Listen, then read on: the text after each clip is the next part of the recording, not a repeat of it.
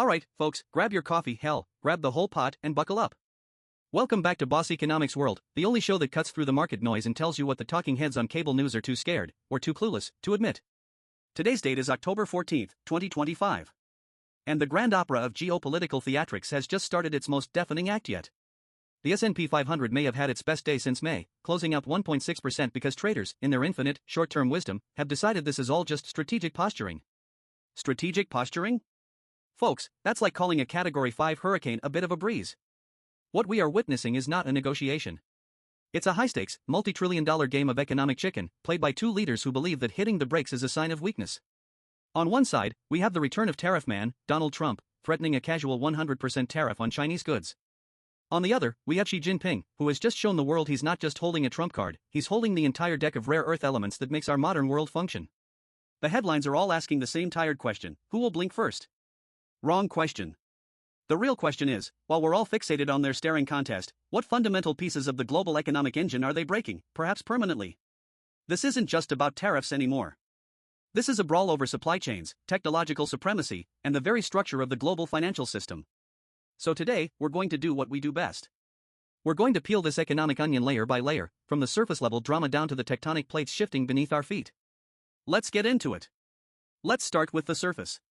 The script is familiar, a revival of the 2018 to 2020 trade war, but with the amps turned up to 11. Trump threatens tariffs. China says it will take necessary measures. U.S. officials like Treasury Secretary Scott Bessent talk about straight brute force countermeasures and mobilizing a China versus the world coalition. Wall Street's reaction? A collective shrug and a buy-the-dip rally. Why? Because the market has been conditioned to see this as a performance.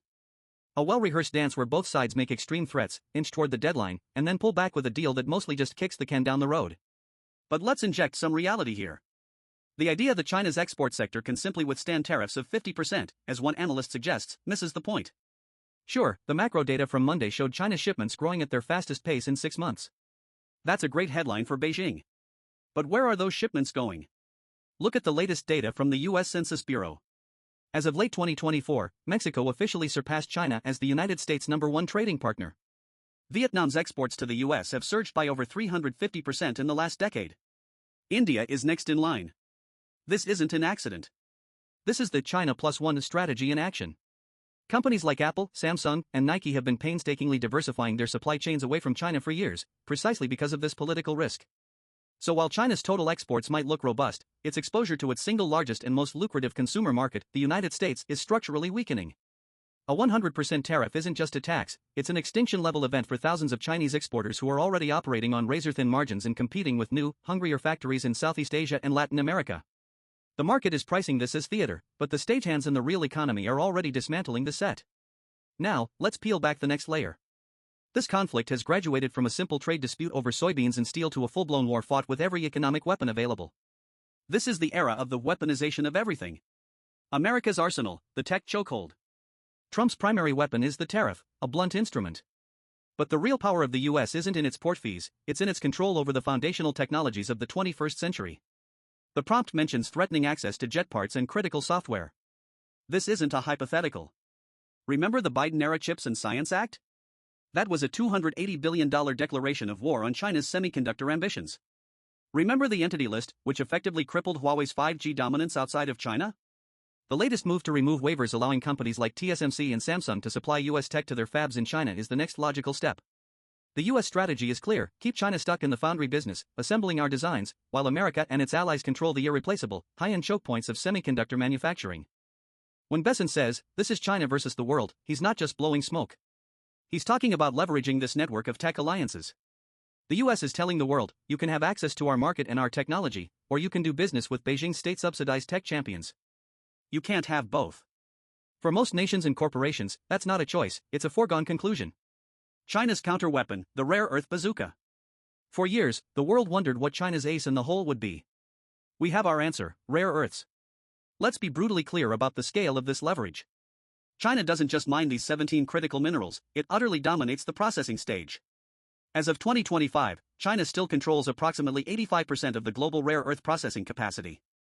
The United States has been scrambling to rebuild its domestic supply chain, with projects like the Mountain Pass mine in California, but these efforts are years, if not a decade, away from making a meaningful dent in China's dominance. These aren't some obscure elements for a science lab. Neodymium and praseodymium are essential for the high-strength magnets in 90% of all electric vehicle motors.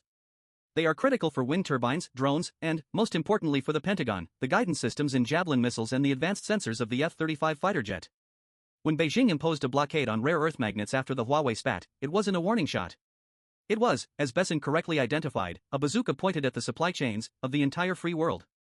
They demonstrated that they can, with the stroke of a pen in Beijing, grind the West's green energy transition and advanced defense manufacturing to a halt. What's brilliant and diabolical about their new strategy is that they are mirroring America's own tactics. The US has used long-arm jurisdiction for decades, sanctioning foreign companies for dealing with Iran or Russia. Now, China's new export control laws apply to shipments by foreign firms overseas. They've learned from the master. This isn't just retaliation, it's a paradigm shift. China is no longer just playing defense, it's building its own offensive playbook using American blueprints. This brings us to the deeper, messier layer, domestic politics. Neither leader is operating in a vacuum. Both are balancing on a knife's edge of internal pressures. For Trump, a deal is not a want, it's a need. 1. The Farm Belt, the prompt correctly identifies the pressure from farmers. Let's quantify that. Before the first trade war, U.S. soybean exports to China were valued at over $12 billion annually. By 2018, that figure had collapsed by over 75%, cratering prices and requiring a massive federal bailout. Farmers in Iowa, Ohio, and Wisconsin, key states for any Republican presidential candidate, have long memories. They want markets, not government checks. 2. Inflation and the consumer, a 100% tariff isn't paid by Beijing. It's a consumption tax paid by American families and businesses. A 2022 study by the National Bureau of Economic Research concluded that U.S. consumers and firms bore virtually the entire cost of the previous tariffs. Imagine the inflationary impact of doubling the price of a vast swath of consumer goods just before the holiday shopping season. It would be political suicide. 3. The 2026 midterms and TikTok. The mention of TikTok is fascinating and entirely plausible. For a politician like Trump, who thrives on direct communication, losing access to a platform with over 150 million American users ahead of a crucial midterm election would be a self-inflicted wound. It shows that even geopolitical strategy is now entangled with social media reach. For Xi, strength abroad is a mask for stress at home. 1. Economic headwinds. While China projects confidence, its domestic economy is facing its strongest headwinds in decades. The property crisis, symbolized by the implosions of Evergrande and Country Garden, has vaporized trillions in household wealth. Youth unemployment has hovered at alarming levels, recently exceeding 20% for the 16 to 24 age group. Local government debt is a ticking time bomb. 2. The mandate of heaven. Xi's political legitimacy is built on a social contract. The Communist Party delivers ever-increasing prosperity and national strength in exchange for political control. A trade war that leads to mass factory closures and unemployment directly threatens this contract. He cannot afford to be seen as capitulating to the US, but he also cannot afford an economic collapse. 3. Dual circulation strategy. This is why Beijing has been pushing its dual circulation model for years, an attempt to reorient the economy toward domestic consumption and technological self-sufficiency. The trade war, from their perspective, is an external validation of this strategy. Every US sanction, every tariff, is used as propaganda to tell the Chinese people, see? We cannot rely on the West. We must build everything ourselves. Xi is using Trump's pressure to justify and accelerate his long-term economic decoupling plan. This is the deepest layer, folks. This is the one that history books will be written about. The posturing and tariffs are just tremors. The real earthquake is the fundamental reshaping of the post-World War II global economic order. 1. The Great Supply Chain Rewiring. We are witnessing the end of the era of hyper-efficient, just-in-time global supply chains optimized for nothing but cost. The new watchwords are resilience, redundancy, and regionalization. The COVID-19 pandemic exposed the fragility of this system, and the US-China conflict is now actively dismantling it. This process is incredibly messy and inflationary. It's not as simple as moving a factory from Shenzhen to Guadalajara. It involves building new infrastructure, training new workforces, and navigating new legal systems.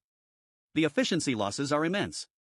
A recent report from the Kearney Reshoring Index shows that while reshoring and nearshoring are accelerating, they are also driving up costs for businesses, costs that are inevitably passed on to consumers. We are trading decades of deflationary tailwinds from globalization for the inflationary headwinds of geopolitical security. 2. The currency Cold War and the slow erosion of the dollar. For over 70 years, the US dollar has been the undisputed king of global finance.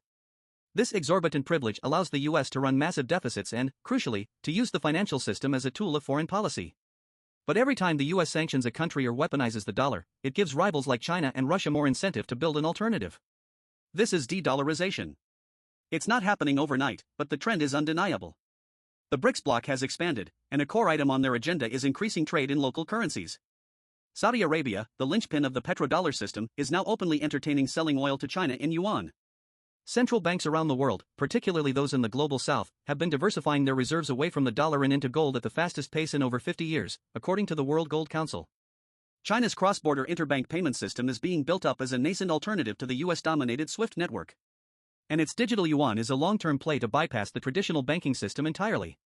This tariff battle accelerates that trend. It tells every country on earth, if you become too dependent on trade with a geopolitical rival, your economy can be held hostage. The logical response is to diversify not just your supply chains, but your currency dependencies as well. So, let's go back to that initial, flawed question, who blinks first? It doesn't matter. If Trump blinks and offers concessions on tech controls to get a pre-holiday deal and a rare earth détente, the China hawks in Washington will scream appeasement, and the underlying technological Cold War will continue to simmer. If she blinks and removes his rare earth curbs without getting major US concessions, he will look weak at home at a time of economic fragility, undermining his image of infallible strength. The most likely outcome is a temporary, flimsy truce. A Phase 2 deal that, like Phase 1, is mostly for show. Trump will claim victory, she will claim he defended China's interests, and the markets will breathe a sigh of relief. But do not be fooled. The fundamental conflict will not be resolved. The trust is gone. The two largest economies in the world are now locked in a systemic, long-term competition. They are actively trying to make themselves less dependent on each other, and they are forcing the rest of the world to choose sides. What you are seeing on your screen is not just a trade negotiation. It's the painful, chaotic, and unpredictable process of a bipolar economic world being born. The calm on Wall Street isn't a sign of stability, it's the eerie silence before the real storm hits. So keep your eye not on the tweets and the tariffs, but on the FDI flows to Vietnam, the gold reserves in central banks, and the patent filings for next-generation semiconductors. That's where the real story is.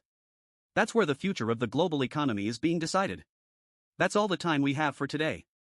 Don't forget to hit that subscribe button, leave a comment below with your thoughts, and as always, stay sharp.